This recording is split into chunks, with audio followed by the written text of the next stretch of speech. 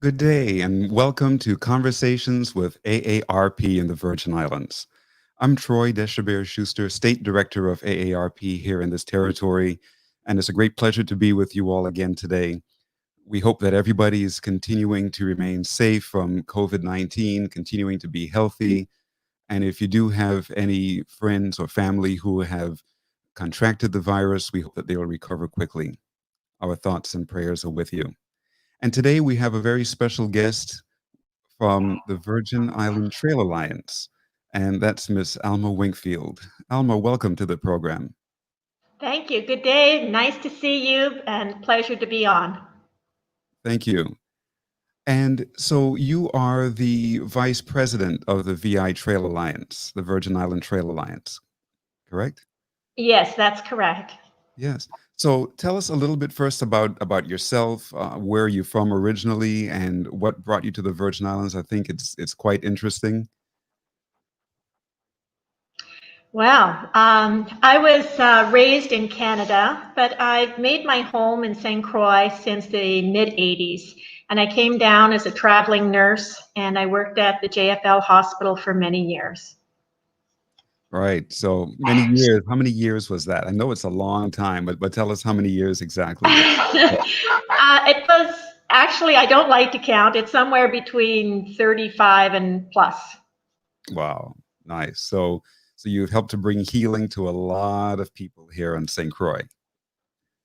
I've seen a lot of things, and I believe I helped a lot of people, and it was a wonderful experience. Wonderful. Well, thank you for that. Thank you for all of your many years of service in the health services here on St. Croix. And so tell us now about the Virgin Island Trail Alliance. How did that come about? Who founded it, and what's your involvement in it right now? Actually, the Trail Alliance was originated in 2016 by Aaron Hutchins, and there was a group of trailblazers, and they began as a trail making and riding group in the northwest corner of St. Croix, and they actually have cleared approximately 14 miles of trails. So they had done a lot of work, and then in early 2017, before the hurricanes, I had just completed building Sundial Park in Tulipan Welcome. It was quite a success. We joined forces, and what that did was it brought people, like-minded people together, and we had lived, worked, and recreated here in St. Croix. We all loved it, and this is home. And we brought our talents, our education, and our dreams together. And this is how we formed Vital. Wonderful. And so what is Vital's main thrust, main drive? What is the purpose of the organization um, at this juncture, at this time? We are a 501c3 nonprofit organization, so we're all volunteers. And our focus and mission is to build primitive trails, multi-use pathways, pedestrian infrastructure, and green spaces across St. Croix and the territory. But these, I should mention that it is in conjunction with the community and government leaders. And our real goal is to have them public access for all users. Right. And I understand that you have mapped out the whole island of St. Croix with various trails. Can you tell us a little more about that? I know you have a very detailed presentation regarding that. Yes. Shortly into 2017, right after the hurricanes, the Department of Interior gave us technical support. And this is free to the community. And through that technical support, we were able to bring people, organizations, government leaders together. And we worked on creating what we call our concept map. And this is basically a route, pedestrian infrastructure, trails, green spaces from Gallows Bay all the way west into Frederickstead. And we have actually put it into a GIS map, and we continue to build off of that. And it is available on our website. Right. And now that also ties in with your Sundial Park in Tulipan Welcome, does it? Because from what I'm understanding is that you will have various trails and then rest areas, right? So does that also tie in with that park that you mentioned before in Tulipan Welcome, the Sundial Park? Absolutely. In fact, we designed it so that even though it stretches the length of St. Croix, it can be broken down into segments, and then each segment is a working park. And so right now, we have a hazard mitigation grant, which is going to allow us to purchase 50 acres of land, which will be made to be public access into perpetuity along the Spring Gut Road. And that also ties into Sundial Park. So that is one segment of the overall concept, yes. And where does the name Sundial come from in Sundial Park? Sundial Park was actually named after Mr. Gonzalez. Everyone used to see him in the market. He had that wonderful, he was a merchant, and he had a store downtown. And so anyone who went to Christiansted pretty well knew Mr. Sundial. In fact, they called him Sundial. And when we were creating our park in the Tulipan area, we said we needed to have a realistic name. And it turns out that Mr. Gonzalez actually raised cattle in that area for many, many years. And so he was tied to it. And we had reached out to the family and said we would be honored to use his name. And of course, using sundial, then of course we had to build a working sundial on the property. Yes, I remember seeing that sundial. It's a human sundial, right? So if you stand in a certain position, the human body becomes the needle on that sundial, correct? Yes, and you cast, exactly, your shadow will cast your shadow onto the dial and it'll tell the time, as long as the sun is out. Right, right. And I'm sure that many of our listeners on St. Croix at least remember Mr. Gonzalez, who everybody referred to as Sundial. That was his nickname there on Company Street. I'm some 50 years old now, and I remember from the time I was a little child, he would be outside of his shop, which was right next to Clara's. There was a little grocery store named Clara's right next to him. And when if you needed anything, any unusual item for your house, you went to Sundial, and he knew exactly where to find it in his shop. He was a wonderful And in gentleman. actual fact, he was named Sundial after the shoes that he sold. It was a Sundial product.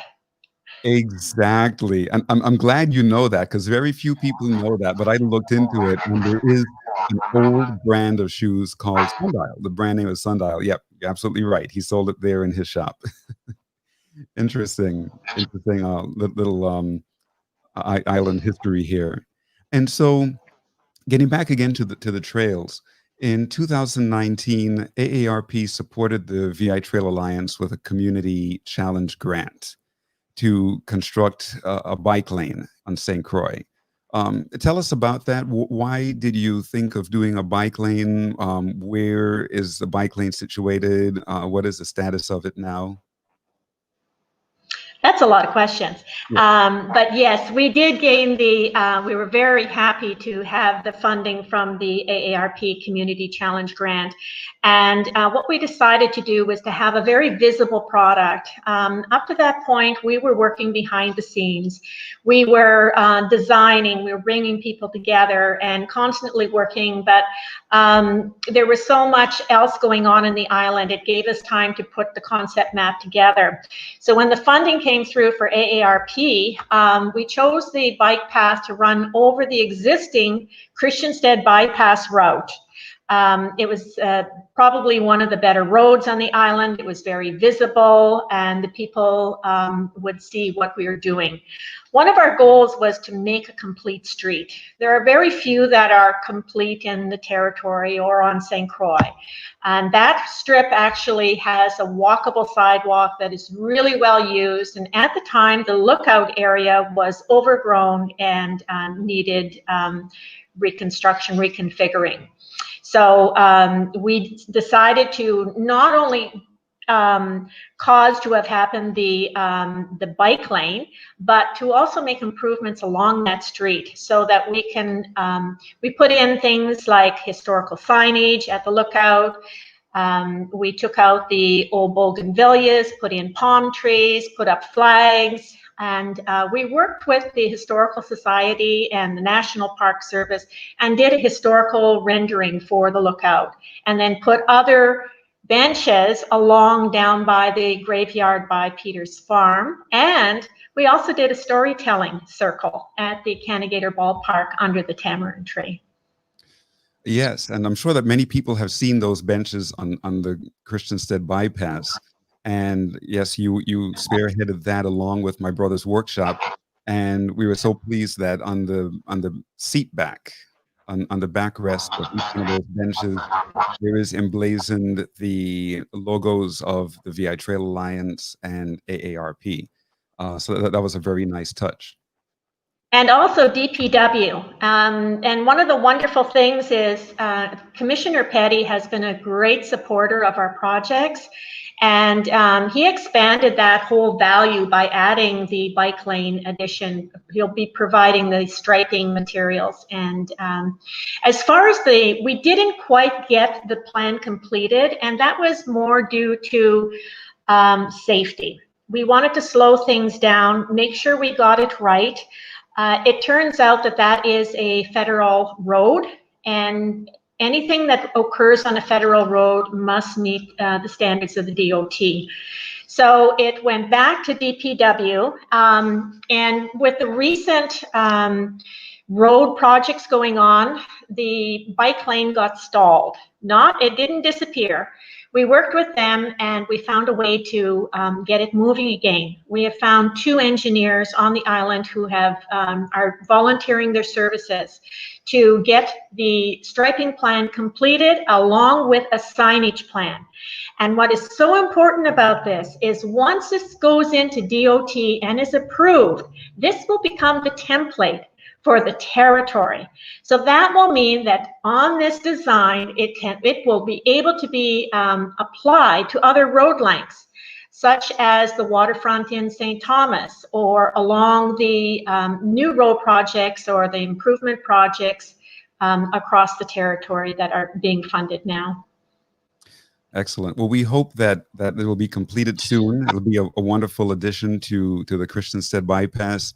You know, we see more and more bikers all over the island, and I myself used to be a biker, but I stopped biking because I'm simply afraid of the roads now. You know, they're potholes, and if you're riding a bicycle and you hit a pothole, you could have a very serious fall. You could fall right into the line of traffic.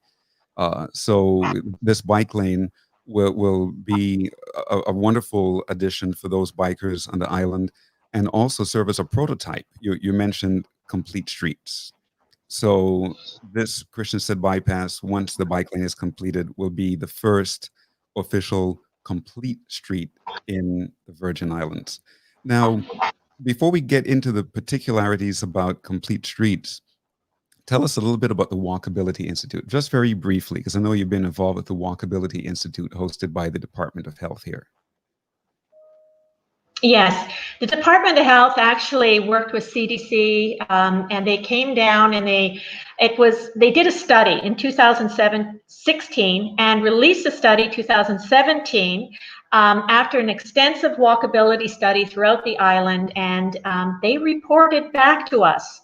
And what it does is this report becomes a template. It becomes a starting point of where we are. Finally, it is a reputable study, and it brought back the lack of pedestrian infrastructure, basically. It documents where we are at this time. Right. And the walkability Go ahead. Yes, the Walkability Institute is active throughout the territory. We have 3 groups working on all 3 islands. We have projects on each island, and we are also promoting and supporting complete streets for the territory. And now talking about complete streets, the basic definition of a complete street is that it's a street that is safe for all modes of transportation, safe for automobiles, safe for bicycles, safe for pedestrians, etc. And so a complete street should have well-marked vehicular roadways. Where feasible, it should have a biking lane constructed within the road itself on the asphalt pavement. Also, a complete street should have sidewalks that make sense. We see here in the Virgin Islands that we have what I call pop-up sidewalks, sidewalks that lead from nowhere to nowhere. You're driving along, you're like, oh, there's a sidewalk. Why is that there? It doesn't lead from anywhere to anywhere. So we want to have sidewalks that make sense on complete streets so that pedestrians can get around on foot, thereby also improving their health. Also, these sidewalks should be fully handicap accessible. So anybody in a wheelchair, anybody who is visually impaired, or even a mother pushing a baby in a stroller can access the sidewalk easily. Again, I've seen very often where you have a young mother pushing a baby in a stroller, and then she has to stop and lift up the stroller to get it up onto the sidewalk or lift it down off the sidewalk. A complete street should also have properly marked crosswalks so that people can cross the road safely. A complete street should have proper illumination in the night, proper street lights. Complete street should also have proper traffic lights to avoid accidents. So all of these elements together make up a complete street. So as you mentioned, the Walkability Institute, they did a walk audit. They looked at the walkability of our streets. And now at AARP, being the advocacy organization that we are, we have brought in complete streets policy. And we have the draft of the bill, and it's coming before the legislature, if not later this month, then certainly next month. And once enacted, it will dictate then that anytime a street is touched within the territory, whether it's for repairs or even if they're constructing a new street, that it should be a complete street. The complete streets policy also forms within the Department of Public Works a task force of members of the community who will work together and collaborate with the Department of Public Works to make sure that as streets are touched or constructed newly, that they are complete streets. So we're really, really, really excited about this. And we're really happy that the Walkability Institute of the Department of Health has really played into this. And we're so happy that you, Elma, and our community partner of the Art Trail Alliance is an integral part of developing this. So give us some of your thoughts on that policy, and how do you see it really benefiting, and this task force benefiting streets here in the Virgin Islands? Yes, we are in full support of the complete streets. It is something that is so necessary. At the present time, the VI Trail Alliance has expanded our vision because we see a need, and we're trying to fill a gap until such time that the complete streets can really take hold and give direction. One of the important things about complete streets is that as administration changes and the commissioners change, sometimes focus changes. But with legislation, this will continue to guide the direction in which the department will move in, because it's law. And I think that is critical.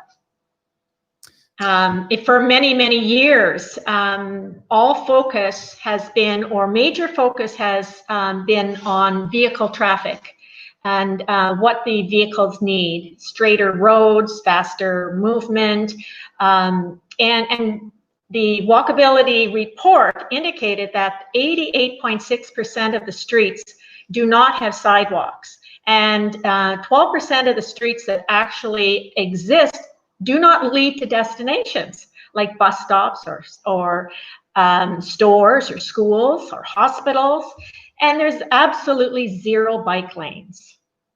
So this is important that we start this work now, and Complete Streets will definitely lead the way. And in the meantime, VI Trail Alliance is working with the Department of Public Works and the government agencies to try to start the work.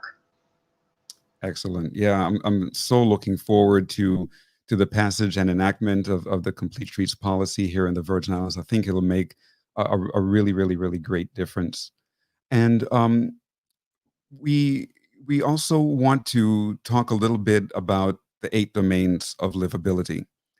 I'm sure you've heard a lot about that, Alma, because you're an expert in AARP. Thank you for being a great partner. And so the AARP is the United States affiliate of the World Health Organization. And together with the World Health Organization, we developed the 8 domains of livability. And these 8 domains take into account every aspect of a vibrant, healthy, livable community. And so I'll just read through the 8 domains. The first is outdoor spaces and buildings. So that's where VI Trail Alliance comes in again with outdoor spaces like Sundial Park and other parks along the way. Transportation. So again, that's where VI Trail Alliance comes in with various trails and lanes and so forth. Housing. Housing is very important. Social participation, number 4. Respect and social inclusion. Everybody should be respected and included in the society. Work and civic engagement is number 6. Number 7 is communication and information. And number 8 is community and health services. And so what AARP has been doing nationally is getting various communities with elected officials like counties and states to have their elected official formally enroll that locale, that community, in the AARP network of age-friendly states and communities. And so we were so very pleased that about 2 years ago, Governor Bryan formally enrolled the Virgin Islands in AARP's network of age-friendly states and communities. And what that does for the Virgin Islands is it also gives them great access, gives a government here great access to all of the resources of the World Health Organization as it relates to the 8 domains of livability, as well as to AARP's incredible resources. It does not say or state that the Virgin Islands is already a livable community. That's not the purpose of this enrollment. What it does show is that Governor Bryan is committed to work toward making the Virgin Islands into a more livable community. And so we're very excited about that. And I think that also it'll really benefit the work of the Virgin Island Trail Alliance. What are your thoughts on this enrollment and the 8 domains of livability? I think it's very important. We as a trailblazing organization and park builders, we basically started at the community level. We're grassroots. And so we have actually, I think we have done a great job to put plans together on very limited resources. And we have brought the ideas to many, many government and other organizations and have really gained great support. But when the top of the government of our Virgin Islands signs on in a big way and says that he supports it and he has strong commissioners underneath him, like the Department of Health, Commissioner Encarnacion and also Mr. Petty at DPW. They are strong, strong supporters. And so when we get this kind of commitment and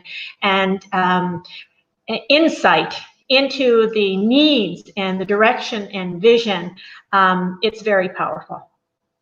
It's wonderful, and this is a great way also for AARP to show the community that we are about people of all ages. We focus mostly in the 50 plus population, But this is one program that we have, this network of age-friendly states and communities, this whole livable communities campaign that we have, that's about people of all ages. You know, many people think AARP is just for, as they say in their own words, for old people and insurance. But we're not for old people and insurance. We're about helping people to live their best life no matter what age they are. And we're about community outreach and advocacy. And so at AARP, we always say what we do for one, we do for all.